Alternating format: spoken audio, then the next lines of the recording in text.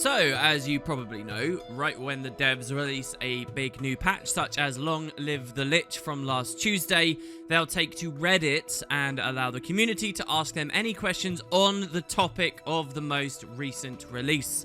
And they'll give you their responses. It's one of the new developer community interaction things they started doing since Mike O became game director, and Mike Z has continued it along in Season 4. This AMA does have quite a few interesting nuggets, but is a particularly pointed and fascinating one ever since the controversy where two of the developers who are heavily participating in this were fired. So that's going to come into this video quite a lot. I'll try and talk about the game as much as possible and not let that controversy dwarf the entire content of this production as well. But, I mean, you guys will see just how much both Peter Freeze and Jessica Price typed here and engaged with the community here right before the whole backlash happened. In fact, this video, as we recap what happened in that AMA, will go over the birth of the initial post altogether. That said, there's also some very cool and eye-opening details about raids, about fractals, about the placement and utilization of the Beetle from this release going forward, and several other fun things. So, let's jump in, and I warn you, I mean, these videos tend to get quite long, but there is a lot of walls of text to talk about here. And, well, I suppose the timestamp on this video probably will end up speaking for itself. The AMA opens with a post from Mike Z, who says, "Hey everybody, today we're here to celebrate with you the latest episode of Living World Season 4, Long Live the Lich. With this release, players are able to go behind enemy lines with their forces and assault Joko's stronghold in the domain of Corner. You can now accelerate to new speeds with your own roller beetle mount and craft Verderak, the new legendary warhorn that summons the spirits of the dead to attack your foes. Journey into the Deepstone Fractal, an ancient dwarven dungeon containing a dark secret. Mistlock instabilities now randomized daily instead of weekly. Now that the major blocking issues have been addressed, we are here to continue our normal tradition with members of the development team will be joining me here to celebrate the release with you all. Thank you for joining us, and we sincerely hope you enjoyed the latest episode, Long Live the Lich." What he's talking about there with blocking issues and arriving is this AMA was actually delayed. It's only a few days old. Usually they do the Ask Me Anything right as the release comes out, which I've always questioned because it doesn't give the community much time to experience the new content, ask pointed questions, and a lot of people, even myself I must admit, and I tried to keep as in tune with Guild Wars as possible, sometimes miss them until quite a bit later. So this one was pushed back until after a couple of days, and several big bugs that were originally in the release that stopped us being able to get to the new map and play story were resolved. Here's who will be joining us today. Living Worlds team: Lindsay Murdoch, Jessica Price, Alina Chadwick, Nicholas Hernandez, Peter Freeze, Alex Kane, Connor Fallon, Esther Sauter. I'm sure I'm pronouncing many of these names wrong. Several of these names don't really contribute very much to the AMA, but they have it. The cinematics team are here, the mount team is here, systems design team, and on. You can pause the video if you'd really like to. We'll see the relevant names as we go through. So, he says, as always, here are our ground rules. We're here to chat with you about the new release and content related to the new season Living World. We will not be discussing or revealing future items that may be in development. And remember that all of your fellow players may have been able to finish, so please use spoiler tags appropriately. I will note here, people seem to skip this and continuously ask them about world versus world stuff and build template stuff, and when they don't get an answer, throw their toys out of the pram. It's not in the remit of the AMA. It never has been. And I don't know why people magically expect there to be some difference. I suppose it's just reading comprehension skills. People don't like to go through everything. Once again, you can pause the video here to see his final thoughts, and let's jump on in. The order is mostly upvote related. That doesn't actually mean that you'll get the good questions first, so do stick it out. There's some really fascinating stuff. I don't think this first one's too great, but here we go. So Endelon says, are there any plans to finish Gandara based on player disappointment feedback? The rub of this is episode 1 and 2 of this season had pretty good metas, and people are starting to expect good metas. This map's meta was clearly unfinished. Clearly they were under some crunch. We've done a ton of discussion on this over the past week. Mike Z's response, the game director himself, says, we've made a couple of changes to better reward players for their efforts and continue to talk about different options regarding the map as a whole moving moving forward. Sadly, I don't have anything concrete I can announce at this time. So their changes they already made were simply that when the meta was first implemented, none of the mobs dropped experience or loot, which felt particularly weird considering people wanted experience in this patch to train their Beetle up, as they added essentially several masteries at once, which is also kind of new territory for a Living World release. I don't know how much faith I really have that this will change very much. They have never been known to do genuinely substantial changes to Living World episodes. They have a very hardcore kind of philosophy of we must always move forward, we must always make new stuff. People aren't interested in revamps to old things. I would love to see a fully realized Gandara, and though Mike says, oh, we're going to talk about it, I don't know whether their talks will turn into anything. They never seem to, and I don't know, we'll see how things go. Next, we got XL True Power says, since Peter is here, okay, one of the writing team members who was fired on Twitter recently, I'd like to ask if he can give us some more teasers about a certain floating tower with a certain wizard in it. This is related to an old stream where Peter made some funny jokes about the terrible secret of the wizard's tower, which everyone generally has always vibed on and enjoyed. And he comes in with a joke. He says, first, I want to take some time and really consider, are you really ready to know its terrible secret? ... To which another person says, yes. And he says, are you though? Look into your heart. To which someone says, tell us, spill the beans. And we actually do get some beans. He says, I think / hope it's okay if I tell you that several teams have been fighting over who gets to finally take players inside the wizard's tower. No matter who loses, everyone wins. So that's pretty interesting. The response is, well, shit, honestly, I wasn't expecting anything close to an answer about this. He says, I'm sorry. So, funny story, back when I was covering POF stuff and interacting with the devs a fair amount, I actually heard about this, but didn't know whether it was public knowledge or something I should then go repeating. But yeah, apparently, as we can all see here, they've had different teams vying over who wants the Wizard's Tower. What does that mean? That means it's still on the table for whether it's a raid, whether it's a part of Living World, whether it's a freaking guild hall. I mean, the devs have obviously given no specifics as to which teams exactly were fighting, whether it's a Fractal. That's kind of fascinating to me, and I guess it means that it definitely is a secondary story or even a tertiary story that they're not hoping to key it into the main narrative for a while. And you might think, well, obviously, the Wizard's Tower is just a weird thing in Kryta, we're in Alona right now, but you'd be surprised how easily they could have connected it over the most recent story. Stuff to do with the White Mantle, and when we were in Kryta, it was very easy to tie to. There's all that stuff about soul exploitation and necromancy taken to an extreme that could easily be connected with the Titans, who are in the realm of Torment, which we have Forged coming out of, and the entrance is in Alona. There's all kinds of things.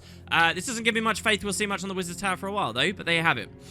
Next, we have Lost Sanity Returned, who says, do you plan on doing more in-game engine cutscenes like the last one? It was amazing and looked a lot better than the pre-rendered ones, in my opinion.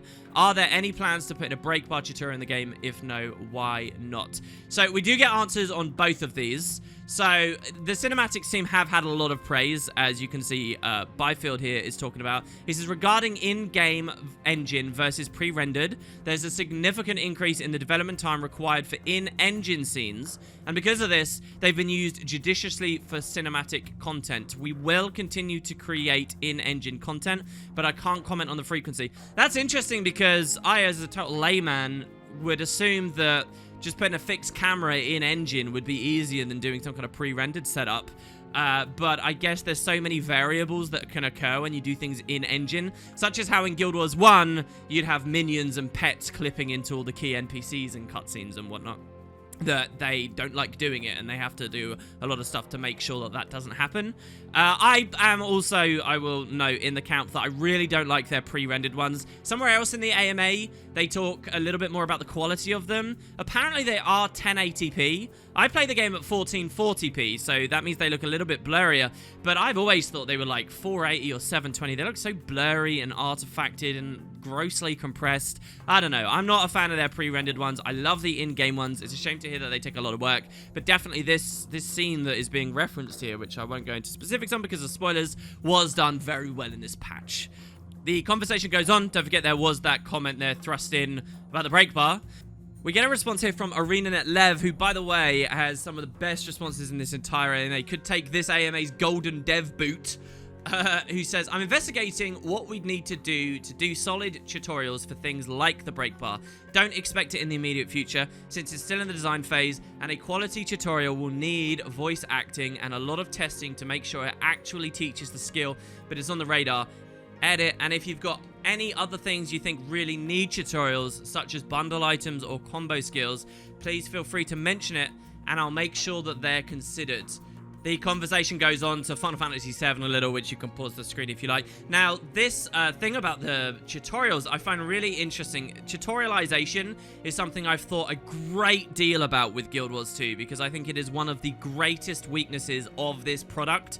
It's amazing the amount of things that the game doesn't talk to you about, and it goes much deeper than just simply explaining the existence of something. But so many mechanics aren't just not explained, they're not required. And so many people come into this MMO, barely scratch at the depth of it, and then leave thinking that they've had an adequate experience, when really the devs haven't telegraphed what's so amazing about the product, and they lose a lot of players for it. I've thought a ton about tutorials, and it's great to hear that maybe they might be doing something for that. Finally, after all these years, you guys could remember that there was a concept for a PvP tutorial that we found on Tyria 3D through data mining once. I haven't heard anything in the ballpark of tutorialization since then, and maybe the dodge roll tutorials they added when they localized for China. The thing that concerns me, though, is, to me, a good tutorial for dodging, for break bars, for combo fields, for special action hotkeys, for all of these things. It is not going to be adequate to just throw a little thing in, say, Queensdale, and say, there you go, we've showed it to the players, it's done. The game needs to be structured to get players to interface with that stuff frequently. Because if you tell someone at the start of a 50-hour experience that something's there, and then never have them look at it again, they're going to forget, and they're not going to see what's exciting or thrilling about it. There's no point at level 20 showing someone this is what a special action hotkey is. Then that's just dead weight until way later, when they're thrust into a raid for the first time, and they find they need to throw a sapper bomb, and everybody rages at them because they don't get it right. Doing good explanation and tutorials for all the wonderful different systems in the game. And I'm not just talking movement and combat stuff. I'm talking about the way gear works. I'm talking about buildcraft stuff. I'm talking, very importantly, about rewards. You actually have to teach players how to understand rewards in Guild Wars 2, because its endgame is structured so weirdly. You have to teach them how to be invested in finishing collections and what AP is and stuff, because that's not going to happen on its own for most players. Doing good tutorials is a big undertaking, and I don't think the community or ArenaNet have ever really demonstrated how big of an undertaking. Like, just to be clear, I think that those dodge roll tutorials in Queensdale are pathetic, and I don't think that the majority of new PvE players are any better at dodge rolling and remembering that mechanic than they were before the tutorials were there. And why? Because they never have to dodge roll through the first 50 to 60 hours of the game. Then we wonder why they get so toxic and burn out when they're expected to know this stuff, thrown into fractals and raids. Anyway, this discussion is a video essay on its own and dangerously close to talking about core Tyria overhauls. So I'll move on and simply say I'm really excited to hear that they're doing something with tutorials. I just hope that they've thought further than, oh, it needs voice acting. Moving on, we have a great question from Grimjack, who says, is there any chance you'll be ever fixing the dungeon recipes? Currently about half of them don't drop, and a simple fix to that would heavily help the replayability of dungeons. And I know what some of you guys are thinking, oh, it's a dungeon question, they're not going to answer it. But remember, last we heard, the Fractals team was supposed to also be looking at dungeons too in terms of fixing bugs and minor refinements. They just didn't want to get too heavy-handed with them because supposedly they're coded and structured very unwieldily. So ArenaNet Ben of the Fractals team responds and says, I don't know the answer to this, but I'll take note of it for investigation. And I genuinely have some hope that that will turn into something. As for the recipes themselves, I knew that there were some that dropped extremely rarely, and this let you, if you got lucky enough to get the recipe, you could be a crafter in that corner of the market and sell stuff on the TP, which is quite an extraordinary and interesting facet of Guild Wars 2. You find it a lot in other MMOs. Being a crafter in other MMOs, when you have server-based economies, you can sort of be the provider in the market of a specific thing. In Guild Wars 2, with its very large global economy, That's not really a thing, except with these dungeon recipes, because of this crazy luck gate that people needed to get through. I wasn't aware that some of the recipes don't drop at all, and yeah, enabling those will be kind of fun, because I'll be able to play dungeons to get the recipes, but if they up the drop rate too high, like they did, say, with Final Rest, when that was finally added with the Shadow Behemoth thing, then they'll just get flooded throughout the game, and maybe you won't earn a profit, and it won't be interesting anymore. But yeah, there you go. Nice little change to dungeons, hopefully upcoming. Now, the next response is fascinating, possibly one of the most interesting things to come out of this MMO. It's probably in the title of this video if I've been smart about things. So there is a commenter who left a pretty big wall of text. It's only the end we're actually interested in. And they say this: do you have any good news for those of us who desperately want to have more organized, instanced content to play? Do you think the current pace is representative of what we can expect moving forward? Now, that question comes on the Long Live the Lich AMA, which was a release that added more instanced, organized play, the new Fractal, Deepstone. But Deepstone was deliberately geared to be a bit of an easier Fractal, because some of the harder ones, more recently, I think the devs are very scared of adding very long fractals. I'll have a production on that later. But what people are basically saying and clamoring for is Wing 5 was a while ago now. We were really hoping that raid releases would increase. What's going on?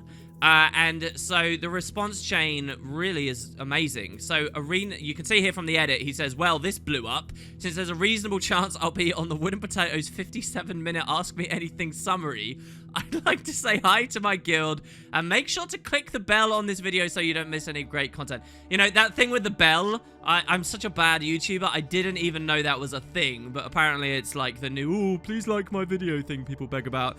But yeah, okay, so basically, and I like how he guessed 57 minutes. That's exactly as long as my video on the controversy was. Strange. Anyway, look, ArenaNet Jason says this: we absolutely have content for you on the way. Obviously, I can't commit to when, but I can say the next raid is essentially done and only waiting for late-stage development assets like voiceover, for example. So that's great. I was kind of worried that something serious was going on in the kink of the chain with the raid team. How many times have I said that? It feels like they're constantly in flux and having these issues thrown their way that leaves the wings delayed. But I guess it's done. They just got to wait for all the ducks to line up. I will say I do like that this means what they probably do is drop the raid in next release. So we go Fractal raids instead of all three at once, which is a bit of a nightmare for me. This way we get to portion out our experience and we don't have to compete over what thing we want to do first. Now, Ink the Dink comes in, and this is the big one. He simply says, do you guys / gals at ArenaNet have a cadence of sorts you like to do for Fractals? The response is Raid and Fractals are the same team working on two different products. Our cadence is currently integrated with Living World episode releases, so you'll see the next raid before the next Fractal, and that is how we've staggered development. So, what's interesting here is not that, oh, we'll probably get a raid next Living World release. I mean, that's sort of interesting. But here's the other thing. The raid and Fractal team are the same team. That's new. Last we'd heard they were separate teams that nonetheless collaborated a lot because the content they were making was fairly similar, but they had several devs dedicated just to those aspects of Endgame. And so that's kind of interesting that they've now been merged, suggests that there's actually less devs curating that aspect of the Guild Wars 2 experience, the endgame experience, the organized experience. So the community jumps on this and says, so with both teams now merged, can you give us a rough cadence of how many raid releases we can realistically expect? Like on average, one every 5 months, 6 months, etc. Jason says the teams have been merged for well over a year now. While they've merged, the products have dedicated designers so that one of each is always in development. I wish I could give you numbers on cadence, but I will say the third raid wing for this season is already in early production. It's so weird that happened over a year ago and they just kind of sat on the information and didn't let the community know. I get that we're not entitled and privy to know every little thing that goes on behind closed doors, but this is really important for community expectation management. For the past year, Christ knows how many people have had a sense that there was going to be this number of raids, that the devs had a certain ambition for raids, that there was a certain number of minds working on that, and then scratching their heads and acting out when the content doesn't manifest. And I can't help but wonder if that might have settled down a bit, if people had the full picture Obviously, they're saying here that the teams have been merged, not necessarily that devs have been cut away from the teams in that merging. It feels almost like about a year ago, a lot of people were transferred around and shuffled to other things off the back of Path of Fire. Who knows why? I'm still fairly convinced they must be working on something beyond Guild Wars 2 as a whole. But maybe this explains a little bit of why Endgame's been as it is. There's another thing that Jason talks about here as well, and that's that the third raid wing is already in early production. So you might be feeling quite cynical about this right now, but he said the third for this season. So we had Wing 5 already, that was the first. They're saying that Wing 6 is basically done, and Wing 7 is under production already. So hopefully by the time Christmas and New Year rolls around, both of those will be out. But there you go. I love the thought of Fractal Raid, Fractal Raid, Fractal Raid with Living World releases. But I think that's a bit optimistic at this point, no? The community does go on. Can Yeren says, this seems pretty bad for two of the most important things people keep playing between Living World releases. And Jason says, I disagree. I'm also way past AMA time, but I do want to answer this. The teams merged well over a year ago, and in that time, it has allowed us to create more cohesive designs, as there are more designers to bounce ideas off of. Siloing is essentially gone. We also have some pretty neat design processes that each of the Raid and Fractals and their respective events go through to facilitate rapid iteration. To clarify further, while the teams may have merged, the designers are still dedicated to their respective products. For example, Ellie is still the primary Fractal designer, while Anthony and myself are dedicated to raid encounters. Ben is unique in that he floats between the two teams because of his unique skill set, but his heart is with Fractals. He benefits everyone by creating new tech and quickly putting together complicated skills scripts, but most of his time is spent creating the next cool Fractal. So, I really, really like that Jason put this extra response down. Again, I feel a lot more optimistic looking at this one. It does still sound like they have a lot of heads working on it. It's just maybe they work even more tight-knitly now, while once upon a time they may have described themselves as closely collaborating. Now there's almost no distinction by how much they do collaborate, and we don't have to be too upset about it. I mean, the development does speak for itself, though. Raids are coming slower than people hoped, and we can only hope for a turnaround on that eventually. Another post in this comment chain is Crystal Raid still around. I loved her enthusiasm in earlier videos. I've always loved this dev as well. I love the work she did on tech, Triple Trouble. I love the way that she helped out with the initial raid stuff that went through. Apparently, Crystal is a design manager now, so she doesn't do much implementation anymore. However, she is one of the folks that sign off on design pitches and content gates, along with Z and myself. She's still involved, she's just not as directly. So there you go, that's your stuff on raids, and I gotta say, this was about Long Live the Lich, really, as an AMA. They didn't, and they weren't asked to go out and start talking about that other stuff, but we got it, and I'm at least thankful for that. I just hope to see that the next raid wing will be good when it comes next episode, I guess. Moving on, we've got some stuff from Jessica Price. And there will be a lot of that in this video. Let's start off. Obviously, it's to do with story. There was a pretty big wall of text. Point 3 is what we're most interested in. A member of the community says, in the story step, forearmed is forewarned. The primeval queens say the scarab plague won't affect you because you smell of death, aka have died. But just before that, the player character says that they've seen the bodies of dead awakened when referring to the effects of the plague. This seems contradictory. Or do the awakened not smell of death because Joko magic? So, yeah, this is kind of a very small niggle, but people are nonetheless interested in. And Jessica wades in. Now, what's really fascinating about Jessica's responses here is you can see really clearly how much she interacts with the community and really small niggles and discussion points to the point that she blows up on Twitter later that day, okay? So she says the scarabs won't lay eggs in dead bodies, which doesn't mean that you're immune from scarabs crawling all over you if you're dead. Joko can awaken bodies killed by scarab plague, which means that you could have a fresh awakened that's still got scarabs in it. If you waited a day or so, however, the scarabs would have hatched and moved on, and they wouldn't infest someone who's already awakened. I kind of love what they're talking about here, by the way, because it feels like in Guild Wars 2, we move so quickly from the threat of the awakened and the idea of Joko awakening you and what that is, to then also talking about the scarab plague, which are disparate, separate parts of lore and ideas.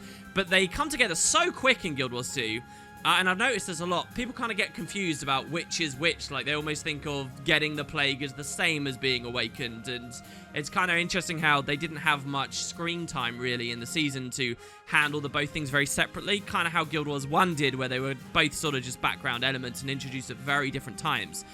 So I do like to see that Jessica offers some insights there. And she offers a lot of really great insights in the AMA. Another question here for her from the Cavis. Did Timey know we were immune beforehand? Because she went from, don't worry, it only affects humans, to run over there and squish them very quickly, even though it wasn't established. Human characters were immune at that point.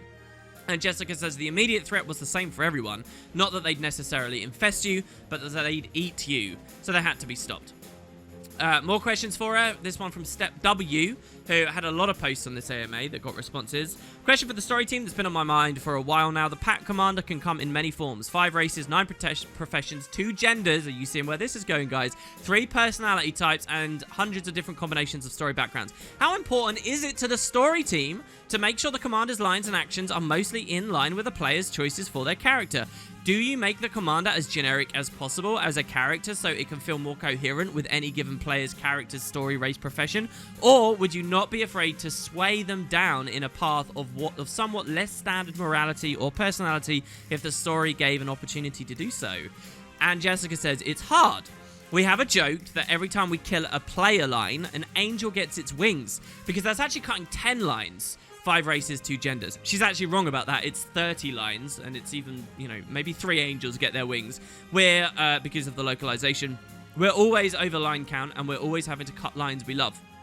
In terms of providing lines for every class, personality, character choice, nope. We wish we could, but it's expensive enough with 10 variants for every player line. We try to vary it up when we can. Slightly different options for different races, but that's about the extent of what we do.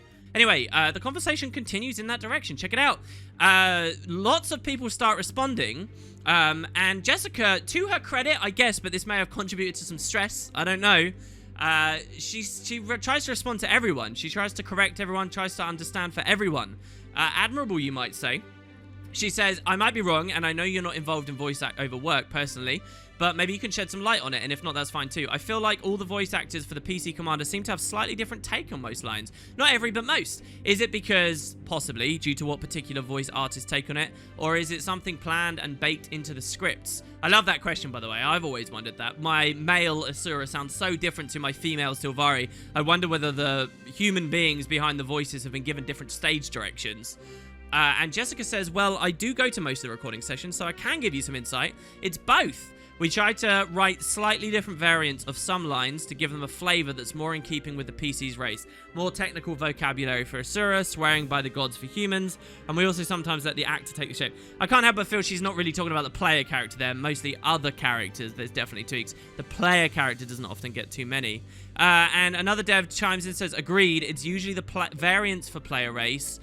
Sometimes there's slight tweaks to the line based on actor performance. They'll deliver the line slightly differently than written, and will go with the performance rather than making them conform to the text. I love that. Making them conform to the text just feels so pointless. If you're going to pay a different person and go to the effort of having a different VO or for a different character do the line, don't just have them mimic one another. Let them put that artistic flair in there, I think. We get another comment. Out of curiosity, how much harder is it to alter just the PC's voice lines? Since you need different voice actors anyways, it would seem like it's such easier than for altering NPCs to reflect the PC and their choices. But how much more or less difficult would you say it is? And Jessica says very. Not necessarily hard, but expensive, both in terms of writer time and in terms of voiceover. Right now, we have to have each PC line recorded 10 times, but it's 10 different actors, so it's 1 variant per actor. But just taking humans as an example, you have 3 background choices, 3 regret choices, and 6 gods you can worship. That's 54 variants. She says, I don't remember how many variants there are for non-humans, but I'll assume for the moment that the human is average. Human's actually much more on the high side, but hey. She says, and so now it's just 10 racial gender variants of a line. You have 540 variants. And that's not trying to take character, class, profession into account. And yes, I know that not every line would require different variants for a female street rat with a lost sister who worships Lissa versus a male noble with unknown parents who worships Dwayna, but we don't have the time to sort through that complexity when we're writing. Even determining when to do it it versus when not to is a complex calculus. So generally, it's super obvious. Throwing in a human variant for characters who worship Balthazar when we're in a dialogue about Balthazar, we don't try other than racial variation. And yeah, what she's saying is exactly what they do. They are so conservative with when they really dive into a specific line to make it pay off. You can almost count it on 2 hands. And it's pretty obvious why. Even more walls of text and responses from the community, which, to her credit, she reads and responds to. Sometimes we need a line to be exactly the way it's written, every word. When we don't need that, we do race variants. I don't think I've ever been in a situation where we felt it would add anything to have a female Norn say something differently to a male Norn. Exfris digs in and says, if you go to the Norn personal arcs, I believe there are a few instances where female Norn and male Norn have different dialogue, and some of those are voiced. It's pretty much exclusively restricted to interactions with the Sons of Svanir because they have views on women. Same story with female Char and interactions with the Flame Legion for the same reason. I have to say, I've been studying Core Tyria very, very, very closely, obviously because of the LP recently, and I don't even know what Exfris is talking about there. But benefit of the doubt, I'm sure there could be something very small in like a response or dialogue closing option. Jessica says that makes sense, but neither of those things are plot points this season, so smiley face. So I want to take a second here as well to give you guys as much context as possible. At this area of the AMA, there's a lot of really loving, wonderful responses to Jessica for the community. I see 0 toxicity or anger. It's all comments like what Step says here. Thanks for the awesome reply. And then they go on with a further question. Steps is extra important because he says, although I'm also wondering from the perspective of actually choosing how the commander reacts to things, this is a bit of a tough question to phrase. Given that there are so many different possible characters playing the role of the commander, does all of that customization perhaps inhibit the writing team from giving the commander character too much character? And her response, we don't try to make the commander a compelling character. And it's not just because of the different options. Players have different expectations for when they're playing a single-player game with a pre-designed character, Jack in Bioshock or Corvo in Dishonored, versus when it's a character they've built themselves. They're more forgiving if the PC does or says something they wouldn't do or say or don't agree with in the former. In the latter, they often get furious at the disconnect. So, and bear with me through this analogy, and then she starts talking about Twilight, and this is the message, as you can see. So I wouldn't normally, I think, include all of this in my AMA recap, but this is the start of the whole controversy for the big video I'm assuming you watched that I did yesterday before it took to Twitter. This is actually the birth of it. It's from digging in at work, on the job, talking in this AMA to people about writing, and the conversation goes in this direction. There's so much love and support around this response and the other ones as well. Look at this. Poster says, wait, so if I've been piecing together the delicate sketches of personality that you gave the commander and have been enjoying that, does that mean I enjoy the commander's character, what there is of it, or does that mean your sleight of hand is working? She says both, probably. That response was actually incredible and extremely insightful in many ways. Thank you a lot. Great reply. That makes a lot of sense. Thanks for the insights. And yeah, if you want to see how that story goes, obviously check out yesterday's video. We are kind of still in the thick of it. Here's some other stuff from Peter Freeze, who also had much to say, just on other topics. Fire Position says, I have a lore question. Can Sylvari be awakened? They couldn't be risen because it was technically conflicting corruptions, risen versus Mordrum. But can they be risen from the dead and be controlled either by Joko as awakened or by another powerful necromancer, or due to their plant-like substance, they can be reanimated by some sort of nature magic or a combination of both? I think that the OP is actually slightly wrong about the interaction of risen corruption. But anyway, Peter Free says, my take is that Sylvari can be awakened, though obviously we don't get to see that demonstrated. If you play a Sylvari main, you may notice that Joko does threaten you with awakening. Interesting point. The community says, does that mean there's absolutely no connection between magic used to create Risen and the magic used to create Awakened? And if so, doesn't that imply that the magic spectrum of the Elder Dragons is fully separate from the magic that humans can use, and potentially because of their connection to the human gods? Does that mean that there are at least two separate non-coupled magic systems in Tyria, one with connection to ley energy and one without? Here we're getting deep with things that I have fair confidence that the devs have never thought well enough about. And Peter's quite honest about that. He says, maybe I have no idea, honestly. You'd hope that they would have these high-level concepts figured out, because that could key in so clearly into the broader story about why the Elder Dragons exist and whatnot. There you go. Peter and Jessica will be back with more story and interesting related stuff later in the AMA, but I don't want to overload you too much. Let's go to some other topics here, and good ones. Here's a question from the community. Has there been any consideration about adding an accessory wardrobe to the current wardrobe list? Guild Wars 2 has dozens, if not hundreds, of absolutely beautiful trinkets which ultimately serve no purpose by virtue of being too low level or having the wrong stats for a particular build. And then they go on with more stuff. You can pause if you'd like to read. Andrew M responds and simply says, due to how the wardrobe works, it's extremely unlikely accessories will be added. In the long term, I'd like to have a solution for the legendary accessories, turning off the effects you don't want them and ways to acquire additional accessories for ults, but it probably won't be through the wardrobe system.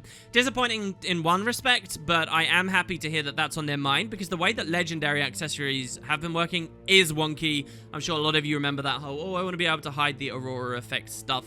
And particularly since they never added any good gear and itemization systems coupled with mounts, I view one of the last really interesting pieces of item horizontal gear progression left for the game to explore is legendary amulets. Remember, the amulet is responsible for the most stats of all those trinkets. The legendary amulet could be very exciting to see what they do, but there needs to be more infrastructure around that side of our gear. And it's good to know we'll see that before the end. We get another question. Can you explain why the wardrobe system works for backpacks, themselves an accessory, but not other types like amulets, earrings, and rings? Or is it merely a matter of volume and the wardrobe can't contain the number of available trinket skins? It's a good question. Andrew says the wardrobe doesn't actually track items, but rather the art they reference. Backpacks are in the wardrobe because they have a model, while other accessories don't. Aurora, along with the various jewels and infusions with visual effects, are set up in a way that doesn't interface with the wardrobe. Yeah, because if you think about it, Aurora is not... You won't physically see yourself wearing Aurora. You'll just see the aura and the orbs it puts out. And that seems like a fair response. We get a big comment here and a response from Mike Z, who opened the whole AMA, and the topic is on the delay for the release itself. If you remember, this episode came a little bit later than normal, and the devs went online and justified that by saying they were doing like infrastructure stuff that would help them go quicker with other releases. But we don't really know what that was, and honestly, looking at the patch itself, it just feels like they were in crunch and things weren't ready, even by the time it finally came out. So, the question's a good one. You said on the forums you guys had some opportunities to make adjustments on how to approach developing each episode that will help hit your quality standards more consistently. Do you have any insight on what are those new adjustments? Do you guys plan on making adjustments to the Gandara meta? We already heard about that. And on the first episode of Living World Season 3, we got some information on how the team was structured for the next expansion. Is it possible to give us similar information on how ArenaNet is structured? These are great questions, especially with the bombshell, if you will, about the Fractals and Raid teams. It'd be nice to know if their structures are still the same. So he answers with 1B3. One, a lot of what we were doing was to change how we were developing content and when we were syncing with the teams at large. The stories that we are telling are complicated enough that when you span across multiple teams that are all in flight at the same time in different parts of the production process, it meant that sometimes things were getting missed, or we had to course correct on things fairly late in development, and it was painful for the teams to adjust. This episode specifically lost time due to these types of corrections that forced us to look at the scope of the episode. When teams review their content with the leads and directors has also changed to allow the team better visibility into how their work is progressing and how their content lines up with the teams before and after them. I have to say, we as the community are kind of living through a lot of issues that the devs have always, ever since Living World Season 1 really, have been having to work out on how to structure themselves. But I feel like if ArenaNet keep going in this direction, they're going to become such a specific, weird, odd version of game development where they're a really well-oiled machine that's perfect at one very specific style of content implementation. There's just a nightmare to get all the experience and understanding how to get to that point. And it'll be interesting to see where that expertise will take them in the end. But there you go. It's a bit of a vague response, I have to say. I don't know how settled you guys feel on it. There you have it. The response to the second question about the Gandara meta is that there are discussions happening about changes, nothing that can be announced yet. Part of the reason why you can't explore this entire city was because of the time necessary to art out the entire fortress. When, not if, players figure out how to break out of the map, you'll see that much of it is lightly placed props, but not nearly detailed enough for players to run through. I love how comfortable and secure he is in pointing out that players will break the game and get out and explore Gandara. I like that we get that very pointed response there, though. Apparently, it wasn't really about the dynamic event implementation or meta structuring. It was actually art on the fortress. And finally, his response is, no, he's not going to talk about broader stuff about how ArenaNet's structured. Again, I'm sure it's because they've probably got people dedicated to something that's super private and hidden. And they just don't even want to begin opening those avenues of discussion. Moving on, we got more questions about fractals. With the introduction of Deepstone, there are currently 20. That means we can only have 5 more before each tier is filled. Do you have plans to change the current tier system to allow for more fractals, or will there be a limit of 25? Or will there be some rotation introduced? I like the idea of having a limit of 25, and then they dig into the existing 25, and you know how Swampland branches as you go up through tiers? Why not have all the different fractals branch like that? Let's go down a different minecart route in Volcanic. And it's kind of like they're still adding new fractals. They're just baked into the existing ones. We talked about this quite a lot on the stream. I think it's a really exciting way of dealing with things. But ArenaNet Ben says, I would love to fill out all 25. Honestly, we don't have any concrete plans for what happens after. Whatever we do, we'll just keep trying to improve fractals, whatever that means. Some honesty that they haven't thought that far ahead. And if we do some very quick napkin maths, if it's 1 new fractal every other release, and they've got 5 more to go, it's actually still about 2 years off before we have all 25, and that's going to be a bit away. Reg says, one solution could be to do away with the numbered scales completely. Instead, people would select one of the now 20 different fractals and separately select a difficulty tier. Yes, that's one of the solutions we discussed, he said. I mean, this is the obvious way to go through, I think. It will basically be you have an easy version of the fractal, a normal version of the fractal, a hard, and an expert. And at each scale, there will be different routes that they take you. There'll be different instabilities and all the other stuff. And that's kind of really in the spirit of what fractals originally were. Moving on, we got Apostles. Says, would you be able to shed some light on the issues that happened during the patch and pre-release? Always interested to hear what happened from a dev perspective. What happened, how it was fixed, when did you realize it was code red, etc. Mike goes on, he says, absolutely, when we announced we were initially delaying the episode, enough of the content was not stable enough or polished enough for us to feel comfortable releasing it. It's interesting that he's happy to say that now after it's out, but I feel like if that had been bluntly put on the forums pre-release, people would have freaked out and accused them of lack of professionalism and whatnot. Anyway, when we felt we were in a good enough spot, we gave Market the thumbs up to release the trailer. Internally, we were excited and were building momentum for the release. Fast forward to the morning of the patch. Remember, there were bugs when it came out. Initial runs through the episode by internal QA before we distributed the build and external players looked good, but quickly started crashing in a way that we didn't see in our development or staging environments. When the map would crash, it took down every instance or map running on that server. To protect the rest of the game, we isolated all of the new instances to specific servers which contained the crashes, but blocked everyone from getting into the new map.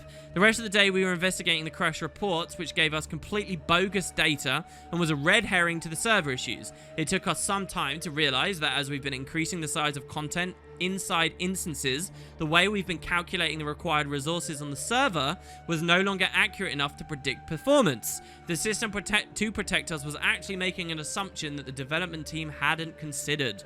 Once we knew what the problem was, we rolled out new servers around the world that night to make sure we could stabilize the game in such a way that people could make it through the story and into the new map. We've made some changes on the content side to help with the issue, but continued to investigate the core problem and other anomalies we saw in the reports that should prevent this issue from happening in the future. Awesome response, very pointed, as much detail as I could hope for. If you guys want me to encapsulate that in something very brief, basically that first instance that gets you into the new map is an enormous story instance. I mean, it's got all that teleporting, it covers a ton of space, and the servers weren't prepared to predict how much resources it would need to load in that many NPCs, and that much space, and that much playable things going on all at once, with quite probably complicated mechanics with the stealth stuff too, and yeah, it caught them with their pants down. Moving on to more Jessica Price stuff, who, again, is really giving such detailed, awesome responses. And this response here is very spoiler heavy and will probably go over your head if you haven't played the patch yourself or understood what happens in the plot at the end. So remind me to do this. I will put a timestamp in the discussion for you guys to skip this if you don't know the specifics of the story here or you don't want this spoiler. It's going to be quite a big jump forward because Jessica talks a lot. Living story writers, to go with a more critical question, one thing I noticed with the Guild Wars 1 referencing plot lines is that sometimes it seems as though they're opened again just to give them a definitive ending and get it out of the way. And they've got a spoiler there, but I'll give you an example from Season 1. Like, they brought Lazarus back just to deal with him as quickly as possible. You could feel that way about Balthazar and so on. How do you balance the desire to explore the old stories again and give them a fitting resolution, while also wanting to explore stories and plot lines with new and unfamiliar characters, creatures? This question has been posed to the devs many times over the years I've been covering this game. You always tend to get a different response and a slightly different tack depending on the dev. This wasn't my favorite episode, but I still appreciate the work you guys do. Hope you enjoy the rest of the day. Thanks for your time, and I hope the next episode goes more smoothly.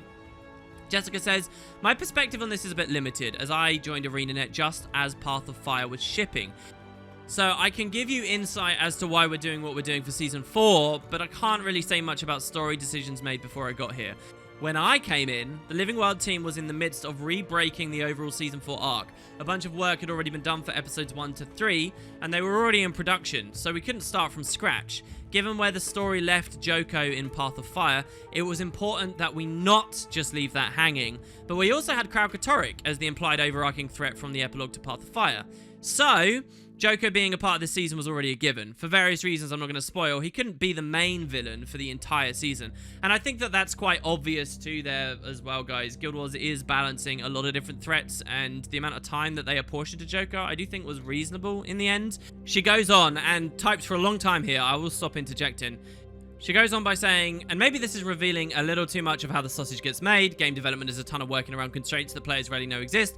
But given that we had a largely new / rehauled writing team, and I started weeks before the script had to be finalized for episode 1, we had to redo it super fast and simply take a lot of the work that had already been done as a given we needed to include.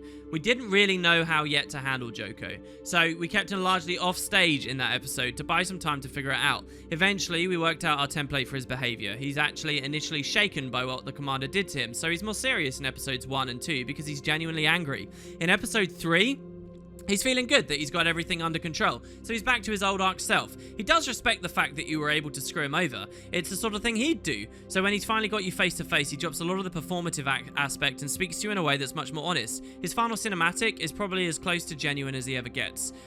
When it came to how to handle his exit, we had to decide what we wanted the point of the exit to be.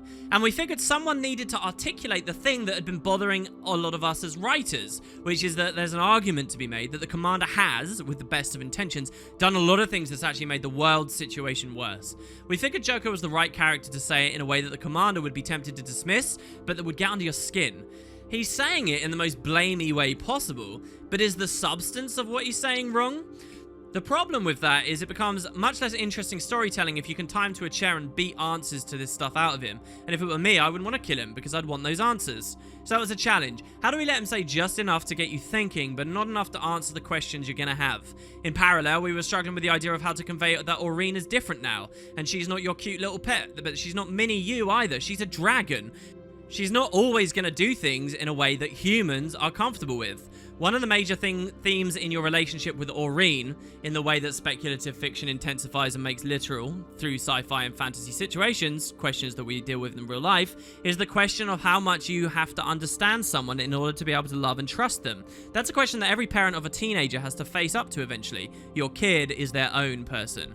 So, we needed Joko to say his piece, and then not be able to say any more. We needed to take him off stage as a villain in a way that would hopefully be the way he'd least want to go out, and we needed Aurene to do something on her own initiative that wasn't done the way the commander or the audience, since your relationship to the commander as a character is more direct than it is in a movie or a book protagonist, would likely want it to go.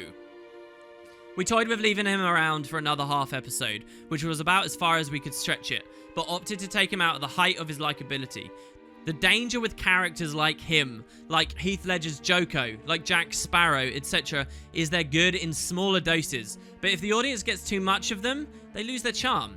That probably doesn't answer your actual question. The truth is, I don't know why the decision to bring him back got made. That isn't, by the way, intended to imply I think it was the wrong decision or anything, just that I wasn't around when it was made. So, I mean, what a mammoth wall of text. A truly, genuinely great response. It shows the real depth that they went to when thinking about these things. Obviously, there's a slight side of the story, which is why Joko had to exit at this part of the story, but I think it's fairly obvious that they needed to dedicate the finale to Kralkatorrik's defeat, perhaps, so that they can move into very different territory for another expansion afterwards. That's what I would guess. But nonetheless, she's painted a pretty comprehensive picture here. A very likable one, very reasonable one. It's a shame that it dodges the main topic, which is why Guild Wars 1 stories need to be re-explored. That's a huge essay all in its own that I love thinking about, and we have, as I mentioned earlier, seen other devs responded to in the past. But more, as you can see on screen here, flurries of overwhelming positivity. This right here is an incredible fucking answer. Holy hell, more of this, please. I love it. There's another question. This part I'm confused about. Is there not a single person left from the old team that could tell you such a thing?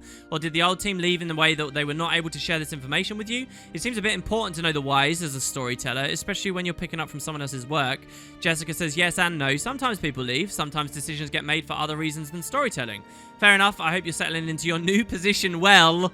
That's a fun one. Joko's writing was particularly some of the best I've ever seen in the entire game, so major props to whoever wrote that. And she says pretty much the entire team, we handled it like a sitcom's writer room, and pretty much every line was the result of multiple people's riffing, which, what she says there, we've heard many times before. That's how they work.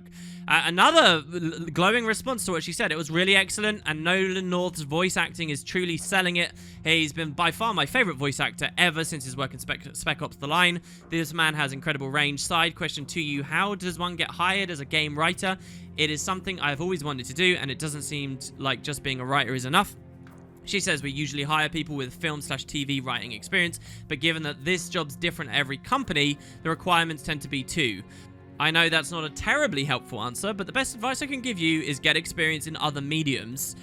Bobby chimes in a little here as well, who disappointingly doesn't appear too much in this AMA. I'll remind you that Bobby has quite often responded to hiring practices. He did that really long and awesome tweet chain a while ago, trying to inform people how to get into the game industry as far as the writing room is concerned. And there he's got kind of his standard advice once again. This question comes up so much, and you guys can pause the video to read that again. I don't mean to discredit his response. It's just we've heard essentially this before. In the same area of conversation, there is another weird response here. Cornflake Boy says, wow, I know I'm not a part of this business at all, but should things like that be documented for exactly someone in your case? That being, why is it not documented why Joko was brought back? How can she not know? And they give their thoughts. Jessica's response was downvoted. Very, very few of her responses were downvoted. Most of them have basically been invisible to the internet because nobody goes that in depth in these AMAs. But here she's on -24, and I don't know why. She says, robust documentation is the great white whale of game dev. We all always know how badly we need it, and no one ever has time to do it. She's right, isn't it? Documentation is a serious problem in game dev. The further back you go, the less information there is about how these things were created, and stuff just goes missing all the time. It's not just a games industry problem, but it definitely exists and is a big one, at least as far as I'm concerned. And Cornflake Boy says, well, I won't blame any of you. As a scientist, I'm also struggling with documenting enough, but I guess it's easy to point out when you're not involved. So it goes on. There's even more responses and discussion. I mean, if all the other stuff hadn't happened later in the day and over the past couple of days, I can't imagine how much I'd be singing her praises here for just being so open about how this writing stuff worked with this release. Another person thanks her. She says thanks in response. Here we get SkellerGrow93, who says, was it intentional that the reality of Irene growing up didn't immediately dawn on the commander and his friends? She says, yeah, the commander's not sure what it means for a dragon to be growing up, and they've also had a ton of other stuff on their mind for the last several episodes. Elijah of England says, sorry for this not being directly related to this particular episode, but since watching you on Guild Chat, I think you're great. But my question is, coming into a game with such an established and complicated lore and picking up so far into its development, how difficult is it to try and work all of this into the story? I'm assuming coming in at the Path of Fire release, you had to familiarize yourself with Guild Wars in general. Is there an archive you access or talk to devs and other writers, Wood Potatoes on YouTube? Or have you played both games beforehand to do a bit of research? She's on -19. She says, it's a continuing process, but my ability to immerse myself quickly in an IP is a part of a dev story editor's suite of skills. We often do story bibles and start working on that as soon as we come in. That's not one of the things I'm doing in this case, but it's a common job responsibility for editors. When I came in, part of the goal was telling a more tonally consistent and focused story rather than trying to go super broad, which, by the way, I love those objectives. I really do. which has allowed me to focus my work on relevant parts of the lore and do deep dives. Although I also spend a lot of time on broadening my lore base. I spend a lot of lunches just reading the wiki. However, I mostly rely on my co-workers, especially Lindsay Murdoch, Peter Freeze, and Andrew Gray, who are the treasure troves of lore knowledge and generous about sharing it. Peter Freeze obviously eliminated from that list now. My first week, though, was basically spent entirely in a conference room with Mo and Z, and Tom and Lindsay, and other stakeholders, re-breaking the story arc for Season 4 and being like, okay, so what if the dragon, what's her name, talks to one of your friends, who are your friends, about the big threat this season? What is that? And then you go somewhere where there's somewhere remote and mysterious and ... Fortunately, they're all very helpful in letting me fill in those blanks. I don't understand the downvotes here. I guess people are offended at the thought that someone's not instantly an expert. But, I mean, let's not lose perspective here. This is what it's going to be like. And with replacing Jessica and replacing Peter, it's a tall order. I'm a little disappointed to hear no suggestion of an exhaustive internal wiki there. My advice to any dev, for what it's worth, as someone who once upon a time knew nothing about this game's lore and franchise and now knows a lot, is I think people should just play Guild Wars 1. I don't think you should go to the wiki. It's often not perfect in talking about the information. You often do lose a lot of context. And just try and exhaustively go through every primary and secondary quest in Guild Wars 1. Once you're at the end of that, you'll know nearly everything you need to know with just a fairly glossy Guild Wars 2 playthrough as well. Go to the primary source, and that's the games. Anyway, what do I know? I guess that probably takes too long for people these days. They need to make a version of Guild Wars 1 for devs, or new devs, that you can fly through and bypass all the mechanics. There, that works. This next response is really boring in some ways, but I do want to show it off. Elijah of England says, thanks, super interesting, keep up the good work, niceness, where's the toxic 10%, I don't know. Jessica Price says, thank you, she's gilded and has minus 30. What's going on here? I genuinely don't know what's going on here, but there it is. Alright, moving away from Jessica again. What a weird AMA, guys, right? Like a strange production to be making today. Demith Valknut says, oh, by the way, the trailer for episode 3 was everything I was waiting for in a Living World trailer. You've got it. And ArenaNet Greg says, I agree, Byfield's been killing it. Byfield says, thanks, Greg. And to Demith, I'll take this moment to say we are a collaborative group, and there are often many cooks stirring the pot. For this episode's trailer, Ben Colio, our in-house motion graphics guru, handled a large portion of the editing, giving me a really solid baseline to go through and polish. Narrative, audio, and other marketing team members round things out along with all the artists that flesh out the world and make capturing amazing visuals an easy task. Can you guys see a theme in so many of these responses? They kind of hate when you call out a single dev for thanks and idolize a single devs, because it's such a collaborative process that's going on there. Also, can I just say the most annoying thing about ArenaNet is that no one has simple surnames, people. Thanks to ArenaNet Greg, I can pronounce his name well, I'm fairly confident. Why is nobody called Smith? Ben Colio, I hope I didn't get you wrong. All right, moving on. We got Holly Monk Seal, who says, can we get some lore about some other Gen 2 legendaries like Verderak has? Great question. Here's ArenaNet Lav, who so far has had brilliant responses. Response to the piece of Verderak lore was really positive. I'd like to do similar for upcoming legendaries, and if there's interest, we could see about adding it for other existing legendaries. I'd like to have that sort of thing findable in game, though, so it's a balancing act, not to add too much workload onto the legendaries. Yes, there's interest. Hell yeah, there is. Even just a little post on the website is better than nothing. But I also agree, in-game would be very cool. It's a shame there's no, area of the UI dedicated to a codex or bestiary type thing that you can insert these sort of pieces of lore into. It always ends up inevitably leading to, oh, we need bookshelves in our home instances and libraries, and that's a lot more work than necessarily needed to happen if the infrastructure of Guild Wars 2 was just slightly different. Anyway, Caesar Britannicus says, what was the main technical change which delayed the episode? Was it related to mounts, the cutscene, or something else entirely? Lots of people were curious about this. Mike came in and responded every time.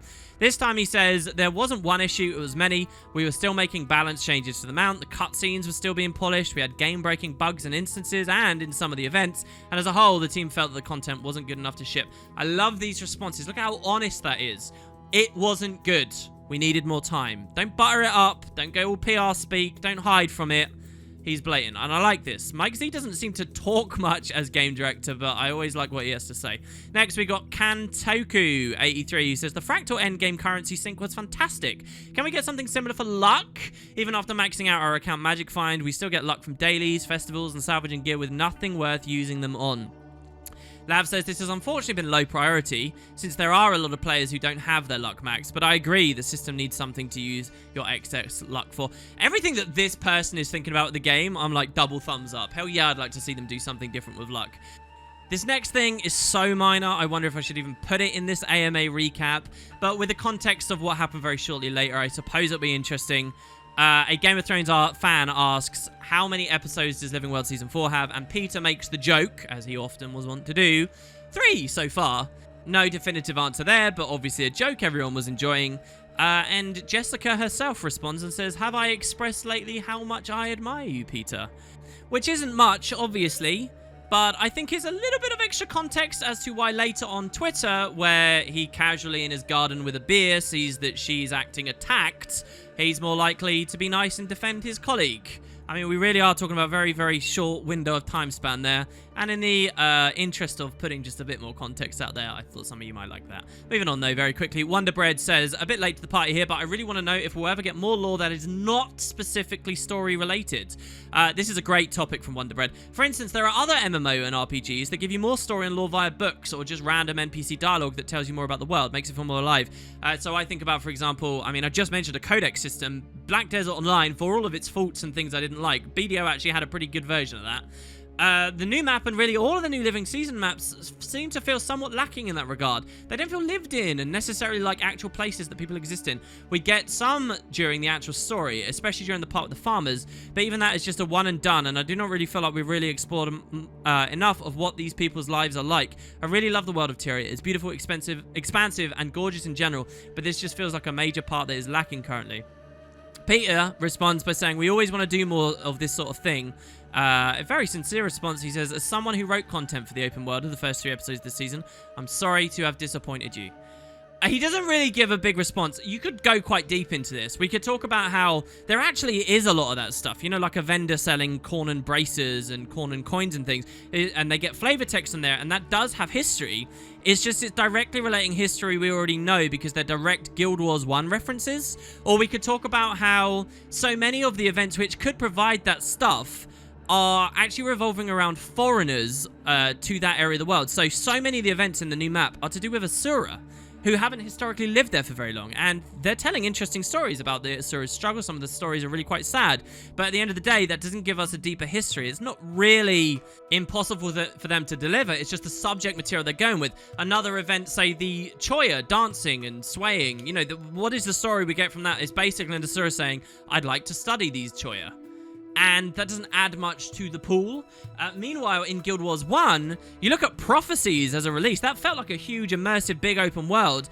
But there were very few secondary quests. There was very few NPCs really to speak to. Compared to Guild Wars 2, the amount of dialogue, especially voice dialogue and stuff, is minuscule. It's nothing. It's like they're not even on the same planet as games. And yet that Tyria we explored in Prophecies felt like it had so much more history and depth to it. And it comes down to very minor things, presentational things, the amount of time you spend in maps, the way that the content shows itself to you, the way that they delivered information in Guild Wars 1 was slightly different. You had like outpost descriptions. The body of work is actually so much more massive in Guild Wars 2, but it's all about the packaging. And I love that Wonderbread is posing this question and that Peter sincerely thought about it there as well, said he's sorry to have disappointed us. I guess it doesn't matter now though anyway. Maybe I'll have more of a discussion about this on my channel later. I really think that there's an underline of less is more that's relevant to talk about there. They have it.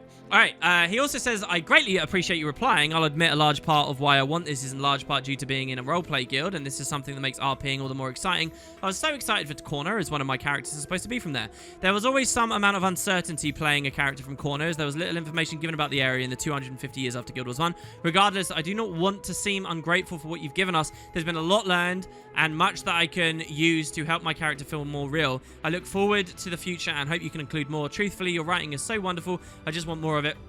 There's another side of this as well, by the way, in that Wonderbread, yes, we got the domain of Corner, but it really, geographically, it's a tiny slice of Corner. Most of the interesting areas we haven't gone to in Guild Wars 2 yet.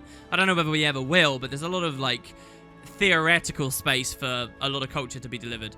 Anyway, Peter says, hooray for your roller-playing guild. In my mind, the domain of Corner is somehow an even more desperate and awful place than Vabi or Istan, because King Joko has really had it in for the homeland of his previous greatest enemy. He diverted the lifeblood of their nation away to the Riverlands and made even subsistence farming nearly impossible. At the point that we're invading the seat of his military might, he's brought groups of awakened inquests to Corner in order to generate and test a series of extinction-level biological weapons on his own people. I tried to suggest the devastation he's inflicted on these people with place names like Veldrunner Drifts and the Dejarin Ruins. Apizemic Grounds is the last holdout of the once proud Hecate people, reduced to hunting sickly insects in a polluted backwater.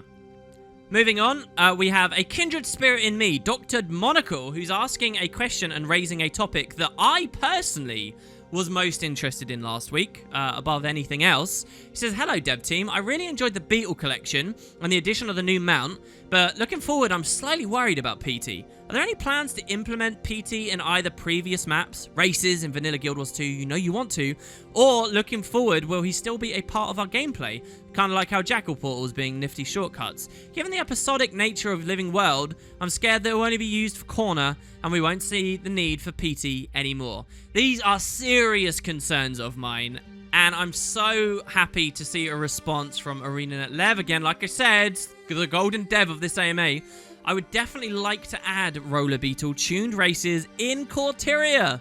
They could always be some kind of disaster stopping it, and I want to take the time to get it right. It is very much on the tighter table. I don't know how much confidence to have in this response, but my god, that would be phenomenal for so many reasons. For the integrity of the mastery system, for selling copies of this episode of Living World in years to come as casual new players find these race courses and then decide they want to go for them. This is so important for the game, and not just PE and the Roller Beetles, but every other mastery we've seen through Living World Season 3, 4, and Path to Fire. Please go back and filter that stuff. Filter the Heart of Thorns stuff through Corteria as well. Like, more bouncing mushrooms. Put them where they're relevant in Path of Fire too. This is so important. If they do this properly, if they really focus on this, it will make the mastery system 1,000 times more important and better for the game. But I don't know, it feels a bit loose, the response, and sort of as an afterthought. So I don't know. ArenaNet Matt P also adds, glad you're enjoying the Roller Beetle. PT will not be forgotten as we go forward in the rest of the season. That also is a response I really want to hear. I just don't know how much confidence I have in it. What, are we going to get like one breakable wall next episode and then no more afterwards? These need to be filtered all over the place. Mecha, and what about the expansion after this? It's kind of crazy. Anyway, Mecha Sandstar says, how can you build content around a mount you can't guarantee people will have? Which has got an obvious response by not making it a hard requirement. We wouldn't have a central line content depending on having a Roller Beetle, but there can be extra things you can do and find, or different ways to experience things. Which is the obvious response. I mean, the handling of it, really, the proof is in the pudding, and how skillfully they splice those options. Moving on to another question. Pretty big wall of text. Question 3 is what we were interested from the community. Are Fractal reworks still a thing? Any information on this would be much appreciated. And I too am excited about Fractal reworks. ArenaNet Jason says, I can answer number 3. Fractal reworks are still a thing, absolutely. For minor tweaks, we do them as there is time, then find a suitable window to bundle them up for shipping. The larger reworks take more time and effort to design, and then get through the approvals process. Ben is working on a redesign for a couple of Fractals that need to be brought up to current standards right now, actually. So I think Molten Boss was the most recent rework we saw. I don't think I've ever even shown you guys footage of that. Maybe I should in the background of this video, hey. I'm still expecting Underground Facility, I think it is, following the Dredge Drill to get a rework. That is a definite candidate. And yeah, I mean, just because this patch didn't have one, they are obviously still doing them, and we get confirmation there. Digging deeper, we have a perspective from Rubik that I emphatically disagree with, but says, is it possible to give priority to newer Fractal development over Fractal reworks? Reworks are nowhere near as exciting and can make existing Fractals unenjoyable, like Molten Boss. I mean, he's entitled to that opinion, obviously. Reddit doesn't seem to have fully agreed with it based on the upvotes, downvotes. Jason just says, new Fractals are absolutely prioritized above reworks. Why? That's a company-wide thing. It's always new, new, new. Rubik says, you said Ben is working on redesigns for a couple of Fractals. And what I'm trying to say is that we just want him on new Fractals, not redesigns. Presuming to speak for everyone, and obviously doesn't have people's corner here. Jason says, Ben's an agile guy. He fills his spare time very well. There are design docs that are incomplete, but certainly in progress. New Fractals will always be top priority. I love this misunderstanding that apparently people can't work on more things than once. And Ben himself chimes in and says, I only work on reworks in downtime between Fractal content where I'd otherwise be doing something for another team or other various Fractal raids quality of life. We have a set release cadence and there are many different aspects to making a Fractal beyond design and programming. Even if I did no reworks or instability updates, Fractals would happen at the same pace. Ben is godly, really. If you just see how many different things he's juggling at once here, I'm quite envious. Moving on, we have another slew of story-related Jessica Price, Peter Freeze responses. I'm really trying to give you guys an impression of just how much these two typed and engaged with the community on this day. Yes, some of this I'm only putting in the recap when I normally wouldn't because of the controversy, but a lot you'd be listening to anyway. I just really want you guys to have context for how much they engaged with this AMA and this community, and the kinds of back and forth the community gave as well in terms of politeness and stuff. More context is better, I say.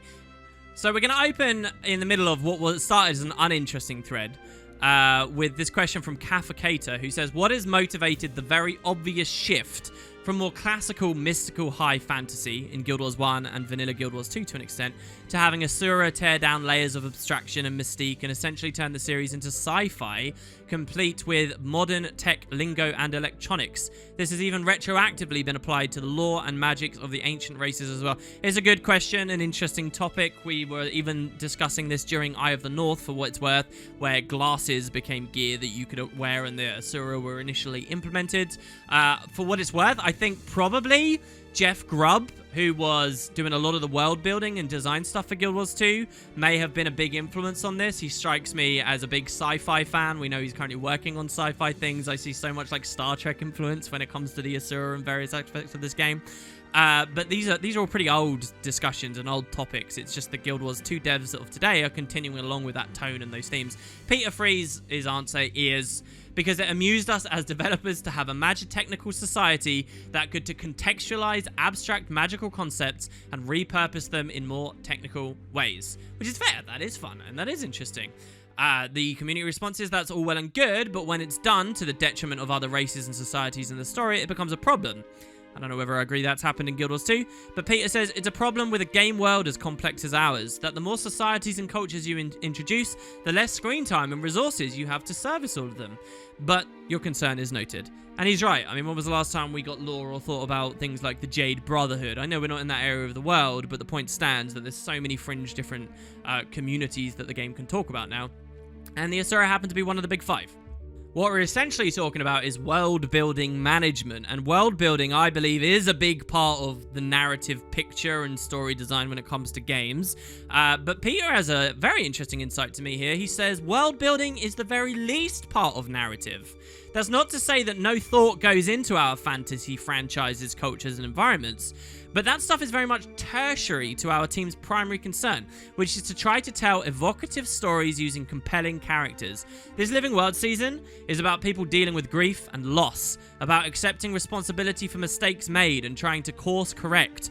Hopefully, those are relatable human themes that resonate with players.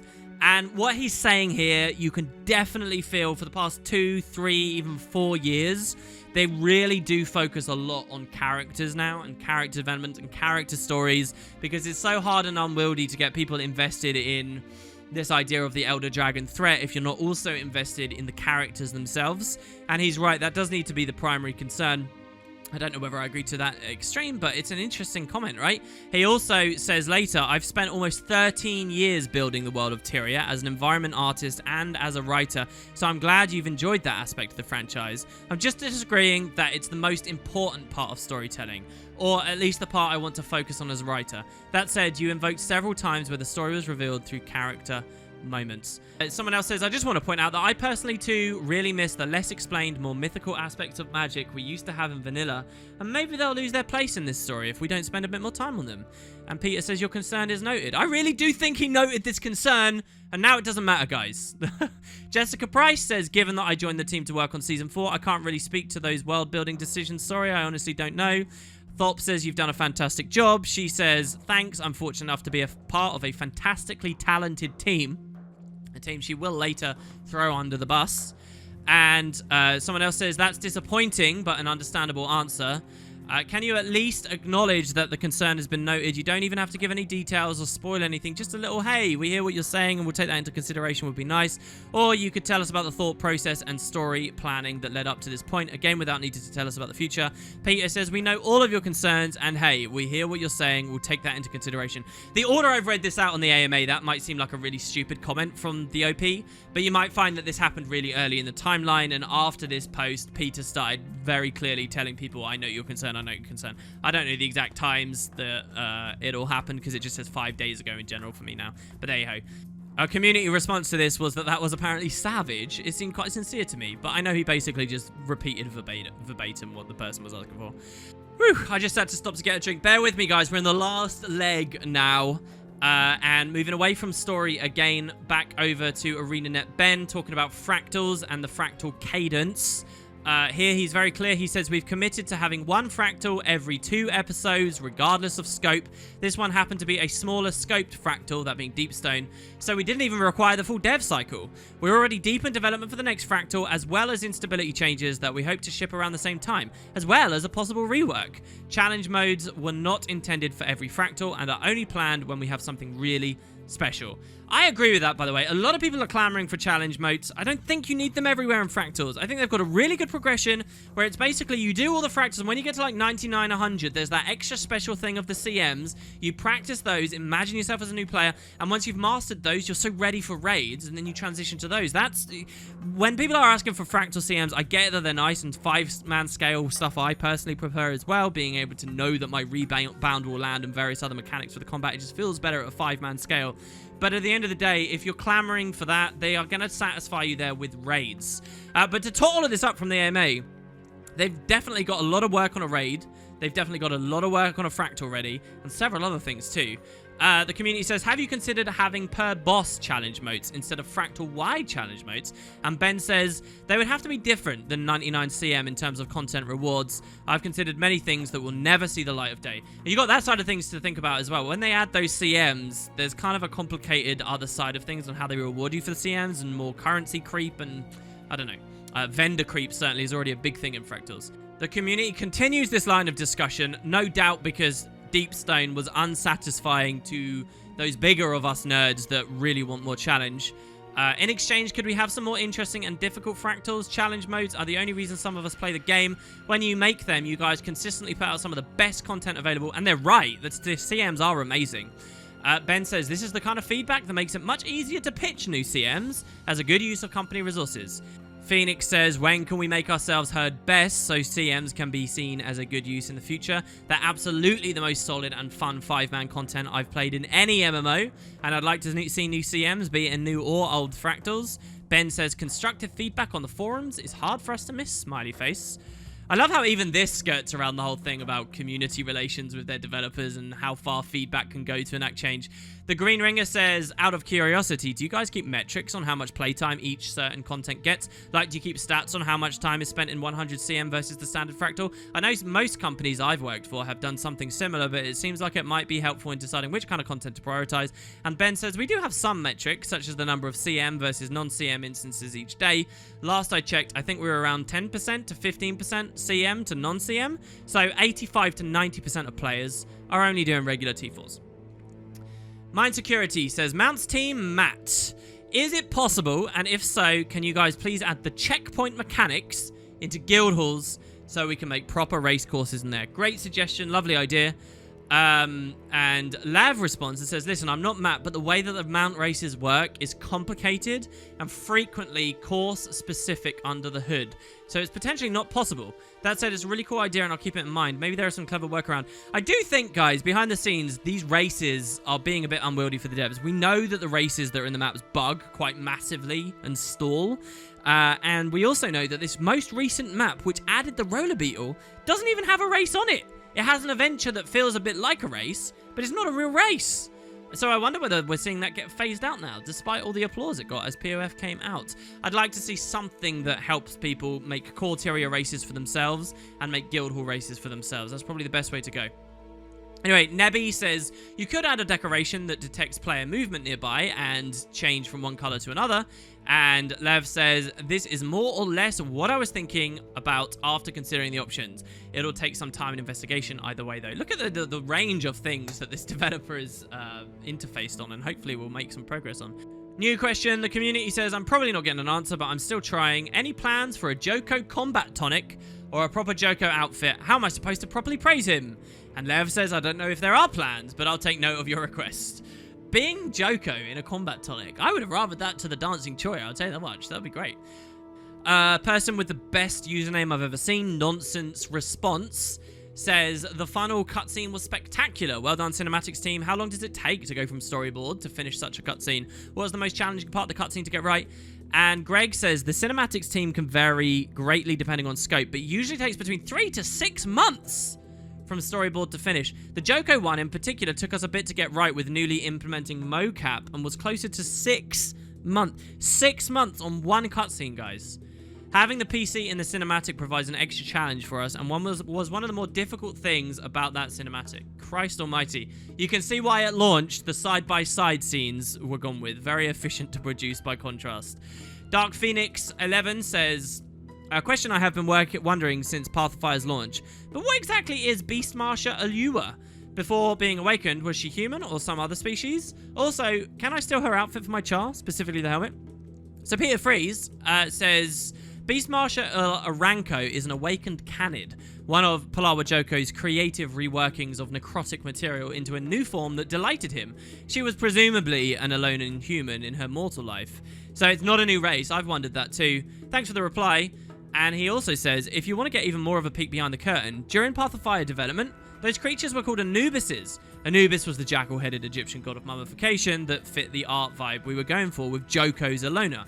Since Anubis was traditionally a male, Anuput was his female counterpart, and we knew we were going to be recording male and female dialogue for this awakened species, I suggested we call them Canids instead. That is a cool peek behind the curtain. As far as I know, that hadn't been revealed until this AMA, and I certainly learned something. More from Peter. The community says, I'm very curious about game development as a career. If you don't mind me asking, why did you decide to become game developers? Questions like this appear all the time, but they also get lots of responses from devs. I nearly always cut this out completely because it's not relevant enough to me, but given the events of the past few days, I'll give you Peter and Jessica's responses. Peter says, I inadvertently ran over an ancient and powerful game developer, and with her dying breath, she cursed me to take her place. Don't worry, my friend, I guess your curse is now lifted. And Jessica says, she got into game development because this is our generation's form of culture-wide storytelling.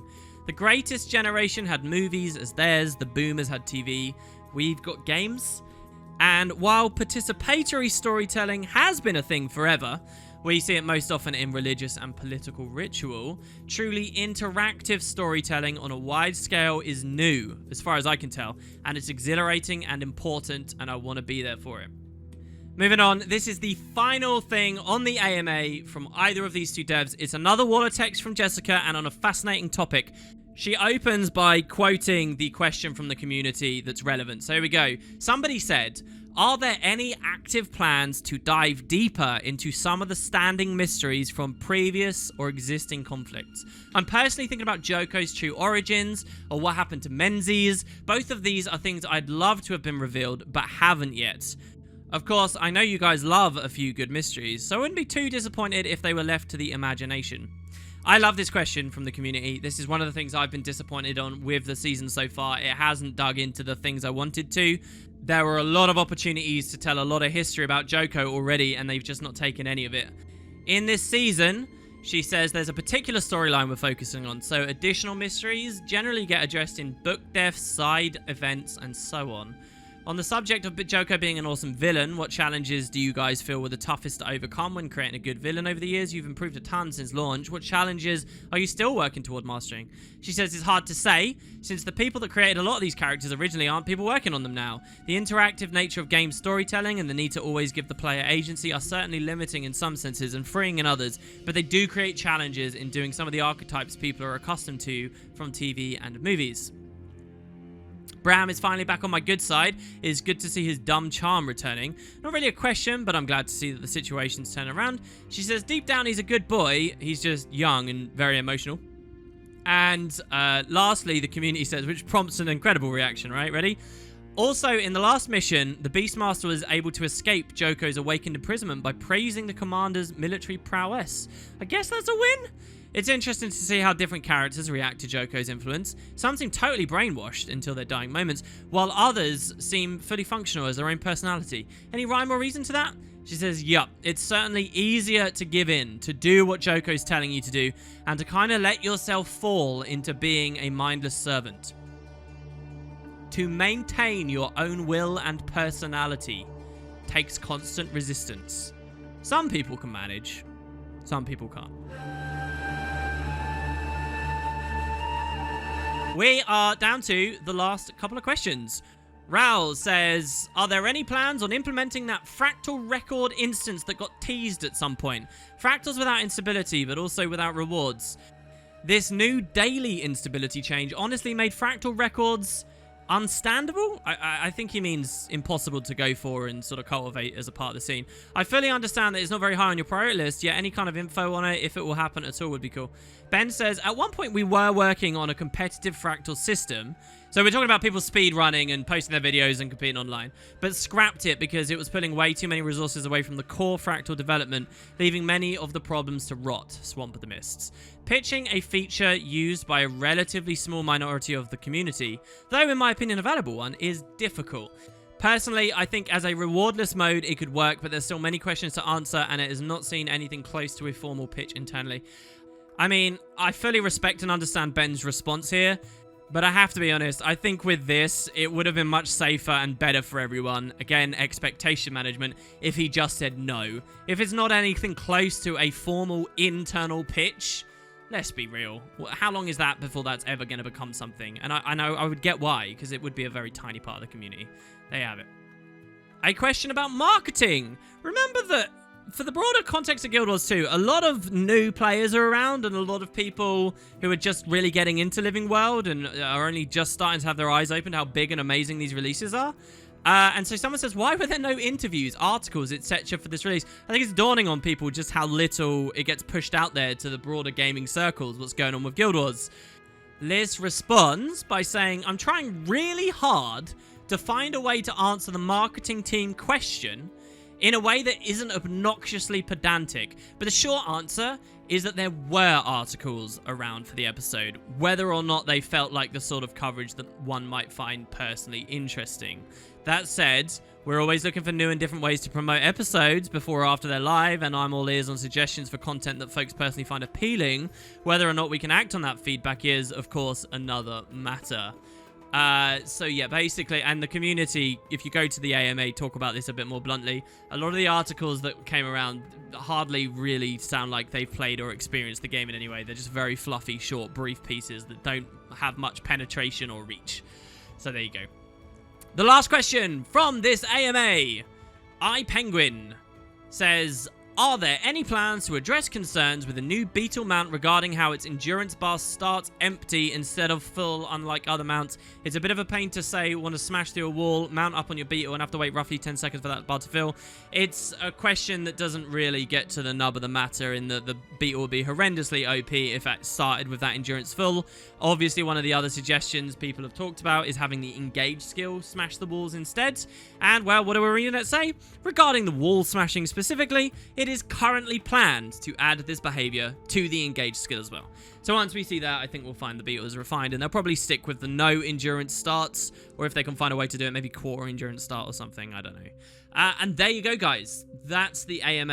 I think this is the longest one I've ever done, and I fully appreciate a lot of it's been bagged down with two very specific devs and stuff that you might not find very related, but I hope you feel that I did the best I could on this. I am a big believer that at times like this, people need the full story, the full information. I've seen some fairly dangerous and scary tweets since I made my video yesterday, over the past few hours, where people have very strong opinions on what's going on with Guild Wars at the moment and these firings, but they have limited information and they're not willing to get more.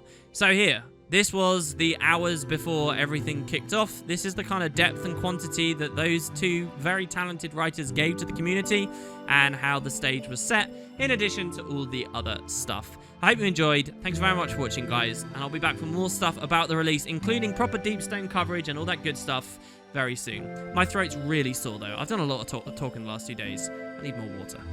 Catch you next time.